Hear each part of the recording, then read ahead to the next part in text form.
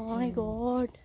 फिर ये सारिसा नहीं, क्या नाम है सुनील ও যে খবর বলছে যে আজকে রাতে জল বাড়তে পারে, কিছু হেলথ সেন্টার থেকে লোকও এসেছে।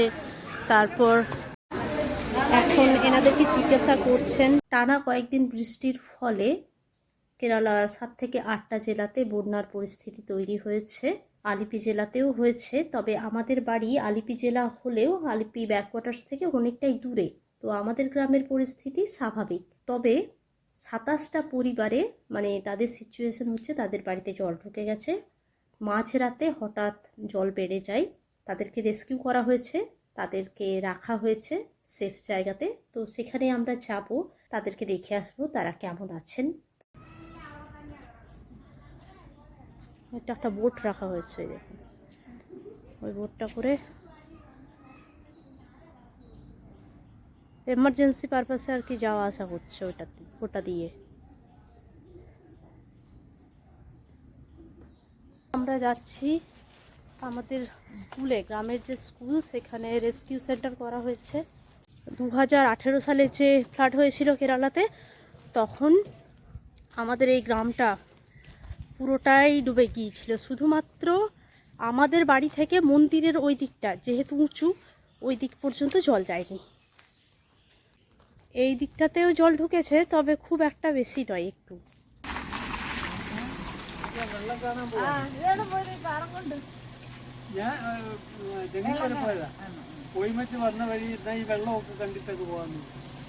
আর এই দিকে যে একটা ফাঁকা মাঠ ছিল, ওই মাঠটা দেখুন পুরো জলে ভরে গেছে, একদম মানে পুকুর হয়ে গেছে। ওই দেখুন মাছ ধরছে।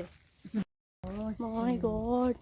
फिर ये सारिसा नहीं, क्या नाम है सुनील वो जो कुडवाली के मम्मी का क्या नाम है? रोसम हाँ रोसमा आंटी, वो लोग कैसे जा रहा है? ये तोड़ उधर रास्ता है, रास्ता नहीं है ऐसा ही बनाया। এই দিকে না অনেক বাড়ি আছে, কিন্তু এখন তো এইদিকে যাওয়া যাবে না। ওই পেছন দিকে মানে বাড়ি হয়ে ছোট রাস্তা, একদম সরু রাস্তা আছে, ওই দিক দিয়ে যাওয়া আসা করছে। কি অবস্থা দেখুন।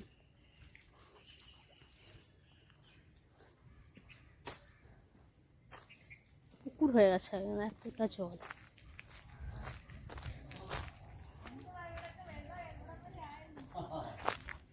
আর এই যে আমার শাশুড়ি মায়ের এক কোচ্চাম্মার বাড়ি। মেন কিটি কিটিল্লা খুব যে নিচু মাঠটা ছিল তা নয়, এইরকম নর্মাল, মানে এখানে ধান চাষ হতো অনেক আগে, এখন আর করে না, এরকম ফাঁকাই পড়েছিল। ওই দেখুন একটা বাড়ি দেখা যাচ্ছে, বললাম না ওইদিকে অনেকগুলো বাড়ি আছে, তো ওদের পুরো রাস্তা বন্ধ এখন।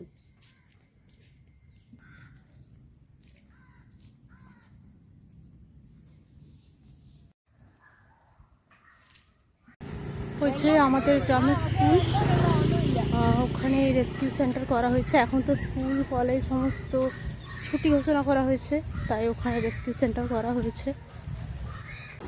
फिर उन लोगों का वो सब आदमी लोग इधर से सब मुलाफड़ा है, मुलाफड़ा।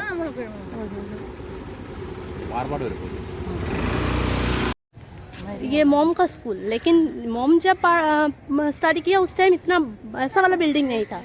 ये हमारे विष्णुनाथ का बिल्डिंग है, हाँ। वो नहीं है, ये नहीं है। এই যে হচ্ছে মোলাখড়া হায়ার সেকেন্ডারি স্কুল, আর পেছন দিকে কলেজও আছে।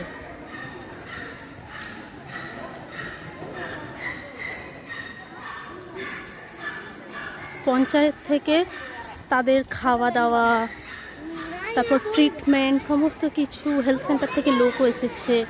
তারপর বিভিন্ন ওয়ার্ডের যারা ওয়ার্ড মেম্বার রয়েছেন, এই যে হচ্ছেন, ইনি হচ্ছেন নার্স, ঠিক আছে।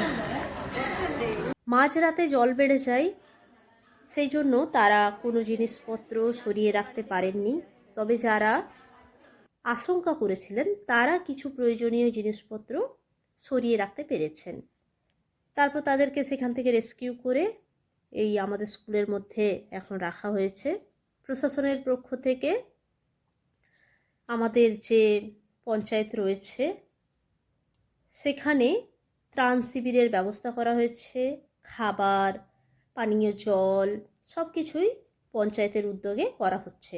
স্থানীয় স্বাস্থ্যকেন্দ্র থেকে নার্স ও স্বাস্থ্যকর্মীরা এসে সবার স্বাস্থ্য পরীক্ষা করছেন, প্রয়োজনে ওষুধ দিচ্ছেন। এর পাশাপাশি শুধু সরকারি নয়, অনেক স্বেচ্ছাসেবী সংস্থা, ক্লাব এবং সাধারণ মানুষও এগিয়ে এসেছেন।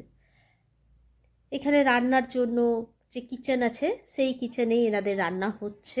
প্রয়োজনীয় জিনিসপত্র সমস্ত কিছু এখন এই আমাদের পঞ্চায়েত থেকে আসছে।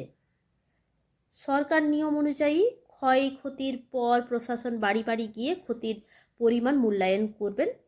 সেই রিপোর্টের ভিত্তিতে রাজ্য সরকারের দুর্যোগ ত্রাণ তহবিল, SDRF এবং প্রয়োজনীয় অনুযায়ী অন্যান্য সরকারি তহবিল থেকে আর্থিক সহায়তা দেওয়া হবে। ক্ষতির ধরন অনুযায়ী এই সহায়তার পরিমাণ আলাদা হতে পারে এবং যাচাই বাছাই শেষে ধাপে ধাপে তা প্রদান করা হবে।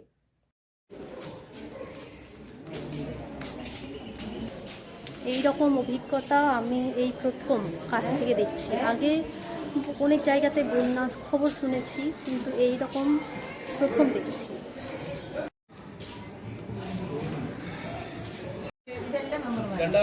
এনারা সবাই হচ্ছেন ওয়ার্ড মেম্বার, আমাদের যে মোলাখড়া পঞ্চায়েত সেখানকার ওয়ার্ড মেম্বার রয়েছেন মানুষের পাশে।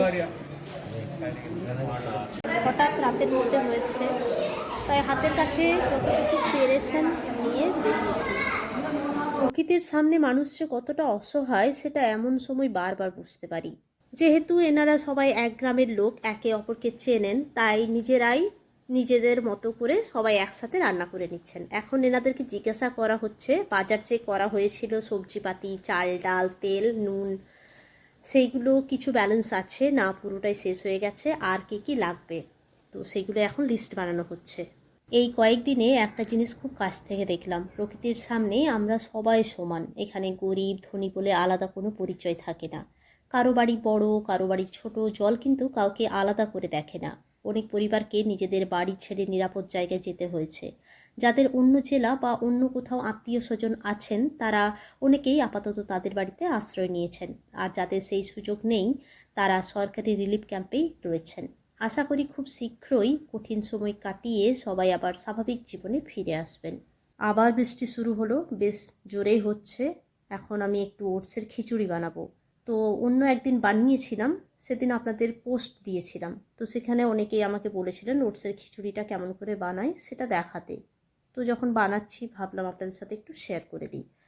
ওটসের খিচুড়ি বানানো খুবই সহজ। ঘরে যা সবজিপাতি থাকবে সেগুলো ডুমো করে কেটে নিতে হবে, তারপর ডাল সেদ্ধ করতে দিতে হবে, ডালের মধ্যে সবজিগুলো সেদ্ধ করে নিতে হবে, নুন হলুদ দিয়ে সেদ্ধ করে নিতে হবে, আর ওটসটা পরে দিতে হবে। ওটসটা তো বেশিক্ষণ লাগে না সেদ্ধ হতে, সমস্ত কিছু সেদ্ধ হয়ে গেলে তারপরে এটার মধ্যে ওটস দিতে হবে। এই ওটসের খিচুড়ি ডাল দিয়ে সবজি দিয়ে দারুণ লাগে খেতে। ঈশান খুব মজা করে খায়। ঈশান যেহেতু খাবে সেই জন্য আমি এখন একটু বাটার দিয়ে করে নিলাম। ঈশানকে খাওয়ানোর পর আমার যে অংশটা থাকবে সেটাতে শুকনো লঙ্কা আর জিরে ফোড়ন দেবো। 30 നാളിനകത്തു ചെന്നിടാകിൽ അപ്പോൾ അവരെ വധിക്കുങ്കൽ വരെ എന്നോട് സോദരനായ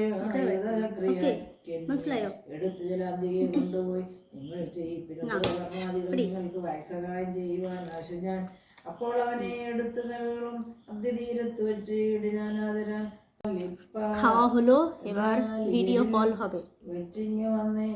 চলুন তবে আজকে ব্লগটি এই পর্যন্তই। কিছু আরে ভিডিও কল বলি কেন, আরে বলি কেন, তবে চলুন আজকে ব্লগটি এই পর্যন্তই। ব্লগটি কেমন লাগলো জানাবেন, ভালো লাগলে একটি লাইক আর শেয়ার করবেন। আর আপনাদের সাথে আমার দেখা হচ্ছে আমার পরের ব্লগে। সবাই খুব ভালো থাকবেন, সুস্থ থাকবেন, খুব আনন্দ থাকবেন। ধন্যবাদ। Good night. Good night.